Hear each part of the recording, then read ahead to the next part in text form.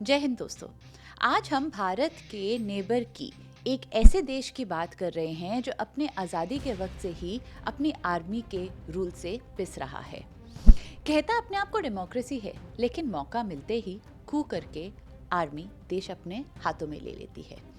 पाकिस्तान की तरह भारत को तंग नहीं करता, लेकिन उसके कुछ मसले हैं जो हमें परेशान करते रहता है। जहां एक वक्त इंडियंस की पॉपुलेशन काफ़ी ज़्यादा थी, लेकिन आगे जाके उस देश से उन्हें बाहर निकाल दिया गया। जी, ये है कहानी एक वक्त कहलाए जाने वाले बर्मा की। This is the story of Myanmar and it's history. Chapter 1, British and Japanese Burma. 1800s में बर्मा भारत से अलग होके भी भारत के कुछ कल्चर्स अडॉप्ट करता था। वहाँ संस्कृत, पाली और हिंदू कल्चर के इन्फ्लुएंसेस नजर आते थे। रामायण यामाजातो के नाम से जाने जाती थी। वहाँ के मंदिरों में विष्णु भगवान और महादेव की आकृतियाँ दिखती थी। बर्मा भारत नहीं था, लेकिन भारत से दूर भी नहीं। जब ब्रिटिश भारत पहुंचे तब बर्मा एक्सपैंड हो रहा था, अपनी सीमाएं बढ़ा रहा था, जिस कारण बर्मीज आर्मी मणिपुर और असम, जो तब कुछ अलग खड़े थे, वहां पहुंच गए। ब्रिटिशर्स को ये आर्मी इंडियन बॉर्डर में खतरा लगी, जिस कारण 3 एंग्लो बर्मीज वॉर हुई। पहली ही वॉर के बाद उन्होंने मणिपुर और असम ब्रिटिश को खो दिया और तीसरी वॉर खत्म होने तक बर्मा अपना खुद का ही शासन ब्रिटिश को दे बैठा। अब बर्मा ब्रिटिश हुकूमत के अंडर कलकत्ता और दिल्ली से बैठी ब्रिटिश हुकूमत से कंट्रोल हो रहा था। ब्रिटिश को मिली ये नई नई कॉलोनी चलाने के लिए लोग चाहिए थे। Workers, clerks, police, railway staff, bankers, port labour, सब। जिसके लिए लोकल बर्मीज की बजाय ब्रिटिशर्स ने भारत के लोगों को भेजा। ऐसे हुई यहाँ से वहाँ तक लार्ज स्केल माइग्रेशन। भारत के लोग बर्मा जाके बसने लगे। 1931 तक 10 लाख से ज़्यादा इंडियंस बर्मा में रहने लगे, जो अब बर्मा के 7% पॉपुलेशन का हिस्सा थे, contributing to about 55% of tax from Rangoon. Local Burmese अपनी ही देश में आउटसाइडर्स बन गए। उनकी नौकरियां और कारोबार तो इंडियंस चला रहे थे। इस कारण बर्मीज और वहाँ पे रहने वाले इंडियंस के बीच में टेंशन्स बढ़े, रायट्स हुए और कुछ टाइम के बाद ब्रिटिश ने रियलाइज़ किया कि ये सिचुएशन सस्टेनेबल नहीं है। तो आया बर्मा एक्ट 1935, जिसके तहत बर्मा भारत की कॉलोनी से अलग हुआ। बर्मा से अलग, लेकिन अब भी ब्रिटिश के अंदर, जहां का पहला प्रधानमंत्री था बा मौ, जो नाम के वास्ते प्रधानमंत्री थे, क्योंकि देश तो अभी ब्रिटिश ही चला रहा था ना। सब कुछ, डिफेंस, फॉरेन अफेयर्स, पैसा, ऑयल फील्ड और मिलिट्री, सब कुछ उन्हीं के कंट्रोल में।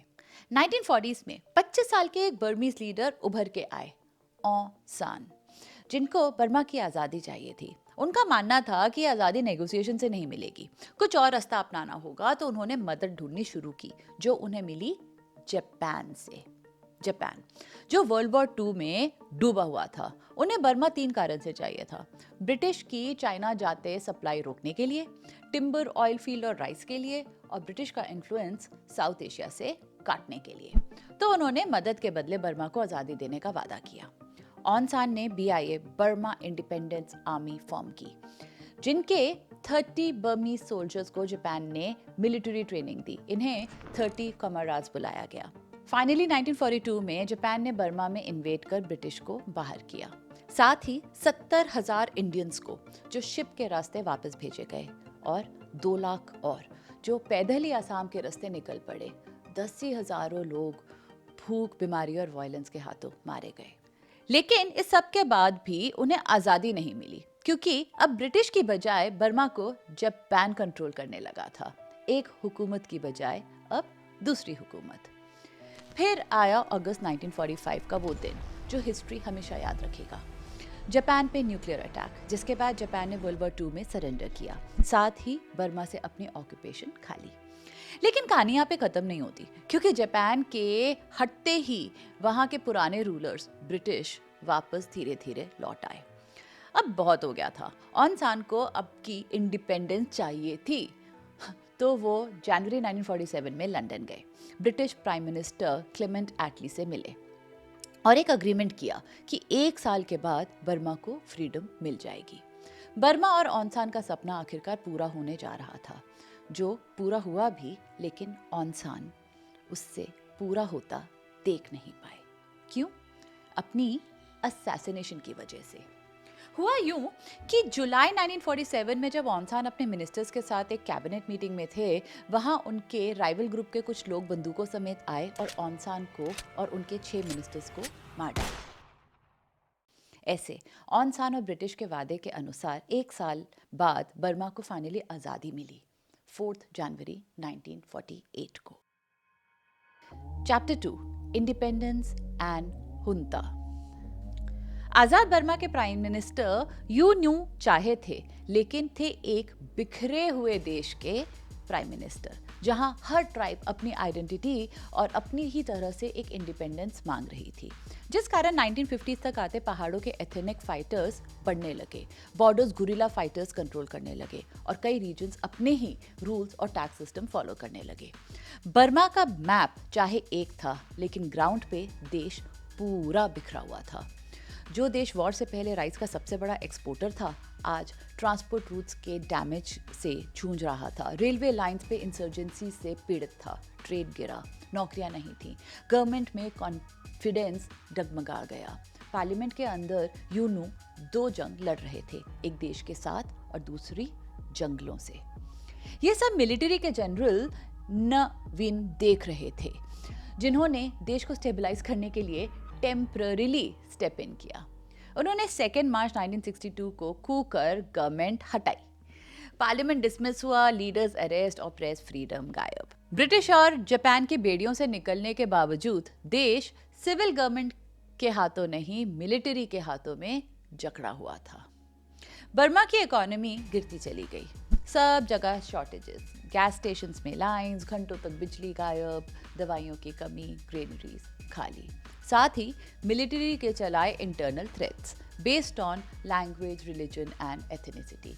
जो लोग अलग थे उनके खिलाफ एक्शन, जिससे इम्पैक्ट हुए रोहिंग्या। ये एक मुस्लिम कम्युनिटी है जो बर्मा के वेस्टर्न रीजन में जनरेशन से बसी हुई थी, लेकिन अब उन्हें अलग नजर से देखा जाने लगा था, not as citizen, not as Burmese. 1978 में ऑपरेशन ड्रैगन किंग के तहत सोल्जर्स दूर दूर तक जाते, रोहिंग्या ढूंढने लगते। बात फैली और डर के मारे 2 लाख से ज्यादा रोहिंग्या वहां से फरार हो बांग्लादेश चले गए। बात यही नहीं रुकी। 1982 में जब नए सिटीजनशिप लॉज आए, तो सिटीजनशिप के लिए 135 एथनिक ग्रुप्स मेंशन थे, जिनमें रोहिंग्या लिस्ट में नहीं था। मतलब अब रोहिंग्या ऑफिशियली बर्मा के सिटीजन्स नहीं रहे। 1987 में डिमोनेटाइजेशन हुई, नोटबंदी, रातों रात लोगों की सेविंग्स 0 हो गई। सभी स्टूडेंट, शॉपकीपर, मॉन्ग, फार्मर्स शॉक्ड, जिस कारण 26 साल से शांत जनता ने आखिरकार अपनी आवाज उठाई। इस मूवमेंट को 8888 अपराइजिंग बुलाया गया, क्योंकि ये शुरू हुई थी 8 अगस्त 88 को। मिलिट्री ने जवाब दिया, वैसे ही जैसे मिलिट्री को आता है, by firing at the crowd, जिसमें 3000 लोग मारे गए। अनऑफिशियल एस्टिमेट्स इसे 10,000 से भी ज्यादा बताते हैं। साल खत्म होने से पहले आर्मी ने सब कुछ फिर से अपने हाथों में कंट्रोल में ले लिया था, और इस बार इस कंट्रोल को एक न्यू आइडियोलॉजी के नाम से रीलॉन्च किया गया, state law and order restoration council, SLORC, जिस फिनोमेना को आज हम हुंता के नाम से जानते हैं। हुंता एक स्पेनिश वर्ड मिलिट्री रूल के लिए, नाम नया, काम वही। चैप्टर 3, म्यांमार एंड ऑन सान सू ची। मिलिट्री की गोलियों की आवाज ढलते ही एक नई कहानी उभरती दिखी, ऑन सान सू ची की। ये थी ऑन सान, जिन्होंने बर्मा को ब्रिटिशर्स से आजादी दिलाई थी, उनकी बेटी, जो अपने पिता के असैसिनेशन के बाद बर्मा से बाहर रही। अब वो वापस आई, लेकिन पॉलिटिकल एजेंडा के लिए नहीं, अपनी बीमार माँ के लिए। लेकिन अनजाने में एक रेवोल्यूशन में कदम रख बैठी। हुआ ये कि एक रैली में मॉन्क्स और स्टूडेंट्स ने इंसिस्ट किया उन्हें माइक के सामने आके कुछ बोलने के लिए। उन्होंने मना किया, लेकिन जब फाइनली वो माइक के सामने आई, उन्होंने वो कहा जिसने उनका फ्यूचर बदल दिया। वो बोली कि अपने पिता की बेटी होने के नाते ये देख जो पब्लिक के साथ हो रहा है, वो उससे बेपरवाह नहीं रह सकती। उसी के साथ जनता ने उनके नाम के नारे लगाने शुरू करे और ऐसे वो रेवोल्यूशन का हिस्सा बन गई। इसी दौर में एक और चेंज आया, बर्मा के नाम का, जो बर्मा से म्यांमार कर दिया गया। कारण, नया नाम ऑथेंटिक था, inclusive and close to the culture of the region. दुनिया यानी एम्बेसीज, ट्रेड डील्स और ऑफिशियल डॉक्यूमेंट्स धीरे धीरे नए नाम को अडैप्ट करने लगे और कुछ आज तक इसे बर्मा ही बुलाते हैं। 1990 आते इलेक्शंस करवाने के लिए इंटरनेशनल प्रेशर बढ़ा, जो हुए भी, जिसमें सू शी की party the national league of democracy NLD landslide margin से जीती विद 392 आउट ऑफ 492 सीट्स। लेकिन आर्मी फिर बीच में आई, रिजल्ट कैंसिल किए और सू शी को अरेस्ट, क्या कह के कि सू शी नेशनल स्टेबिलिटी के लिए खतरा थी। सू शी फॉरेन इंटरेस्ट के लिए काम कर रही थी और अनरेस्ट फैला रही थी। ये कह के उन्हें 15 साल के लिए हाउस अरेस्ट में डाल दिया गया विदाउट कोर्ट प्रोसीडिंग्स और trial. By 2000s, Myanmar was now known for its economic struggle, political irrelevance in the globe, and military crackdowns and imprisonment of people. इस परसेप्शन को चेंज करने के लिए हुंता को कुछ तो करना था, लेकिन बिना पावर खोए। तो उन्होंने इलेक्शंस करवाने से पहले पार्लियामेंट की 25% सीट मिलिट्री के लिए रिजर्व कर दी। कुछ ऐसे लॉ लिखे जिस कारण से अब सू शी कभी प्रेसिडेंट नहीं बन सकती। तो बस इन सब अरेंजमेंट्स के बाद 2010 में इलेक्शन हुए, जिसके बाद सू शी रिलीज हुई। चैप्टर 4, द कू। अब 2022 में फास्ट फॉरवर्ड होते हैं। म्यांमार में एक और बार इलेक्शंस हुए, एक और बार फिर सू शी की पार्टी इलेक्शन जीती और एक बार फिर 1999 के इलेक्शंस की ही तरह मिलिट्री ने इसे भी नहीं माना, इस बार कू कर दिया। प्रोटेस्ट हुए, आर्मी ने फिर बंदूक, गोली, कर्फ्यू और अरेस्ट से जवाब दिया और अपना दबका बनाए रखा। बस यही है कहानी म्यांमार की। आज तक वो देश हुंता के रूल में है। इंटरनेशनली वेस्टर्न कंट्रीज इसे कंडेम करती हैं, सैंक्शंस लगाने की बातें करती हैं और दूसरी ओर चाइना और रशिया वो हुंता के साथ अपने रिलेशंस बनाए रखते हैं। यहाँ इंडिया एक यूनिक पोजीशन में है क्योंकि वहाँ से लगे हमारे बॉर्डर सिक्योरिटी और रिफ्यूजी क्राइसिस से डील करते हैं रोज। हमारा नॉर्थ ईस्ट इन डिफिकल्टी से रोज लड़ रहा है। म्यांमार सिर्फ एक इंटरनेशनल क्राइसिस नहीं, एक इंटरनेशनल इशू भी है। चाइना वहाँ एक्सेस चाहता है वेस्टर्न नेशंस अकाउंटेबिलिटी और इंडिया स्टेबिलिटी और वहाँ के जनरल्स कंट्रोल।